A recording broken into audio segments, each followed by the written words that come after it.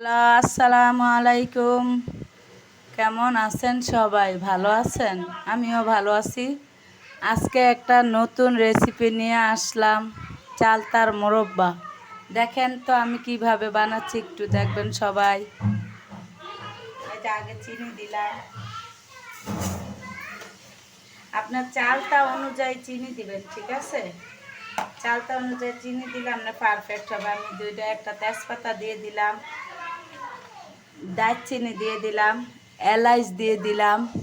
এখন পানি দিচ্ছি।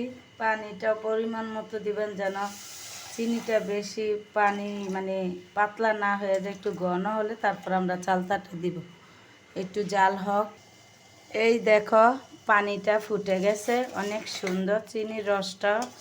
এখন এই রসটা এরকম থাকা অবস্থায় এই যে আমি চালটা অনেক শুকাইছি, এগুলি অনেক শুকানো, একটা মানে শক্ত করে ফেলছি। এখন এটা এরকম শুকানো, এটা এখন পানি দেওয়ার সাথে সাথে ফুলে যাবে। মানে এইরকমভাবে শুকালে যদি তুমি আপনারা ধরেন 2 বছরও এভাবে রাখে, এটা কোনো নষ্ট হবে না, কিচ্ছু হবে না। ফ্রিজে রাখতে হবে না, কোনো সমস্যা হবে না। দেখো এখন আমি একটা একটা করে দিব এখানে।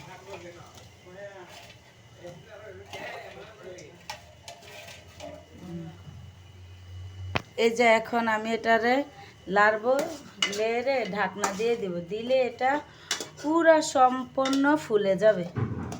এই যে এখন এটা পুরাটা আবার আগের মতো কাঁচা হয়ে যাবে। এই যে ঢাকনাটা দিয়ে দিলাম, এখন দেখবেন একটু পরে এটা ফুলে যাবে। দেখছো পুরা, এই দেখো কিভাবে এটা ফুলে গেল পানিটার মধ্যে, মানে রসটার মধ্যে। এখন এই রসটা যখন একদম শুকিয়ে যাবে, মানে মিষ্টি ঝাল একটু হালকা পাঁচফোড়ন দিব, দেখবো অনেক টেস্ট হয় আর অনেক দিন থাকে, কোনো নষ্ট হবে না। আর 5 মিনিট রাখবো। এই দেখো আমি এখন এই যে এটা ঢাকনাটা উঠাইলাম, দেখো কিভাবে ফুললো, অনেক ফুলে গেছে। এখন একটু আমার সামান্য আমি একটু হালকা দিবে, যেহেতু এটা মোরব্বা, এটা আমি হালকা একটু দিলাম গ্রানের জন্য। এখানে সব ধরনেরই মশলা আছে, পাঁচফোড়ন আর কি হালকা দিয়েছি, মানে একটু গ্রানের জন্য, আর খেতে অনেক টেস্টি হবে। এটা যেহেতু মোরব্বা একটু রসালো হয়, এটাও রসালো হবে। আর একটু পানিটা মানে চিনির রসটা আর একটু ঘন হলে আমি উঠিয়ে ফেলবো। এটা খেতে অনেক মজা। তোমার আরও যখন এটা উঠানোর পরে চিনির রসটা একটু ঘন হলে এটা এইভাবেই লাল হয়ে যাবে, অনেক টেস্টি হবে। এই দেখো আমার চালতার মোরব্বা হয়ে গেছে, এখন আমি বাটিতে উঠিয়ে ফেলবো। কম হলো আধা ঘন্টা এভাবে জাল দিবা, তাহলে দেখবো অনেক সুন্দর লাল হয়ে যাবে। আর এই দেখো মোরব্বাটা কি সুন্দর হয়েছে, আমি বাটিতে তুলে দিলাম। এই দেখো কি সুন্দর, অনেক সুন্দর হয়েছে মাশাল্লাহ। সবাই এভাবে বানাবা, অনেক টেস্টি হবে।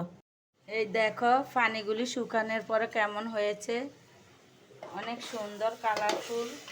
দেখো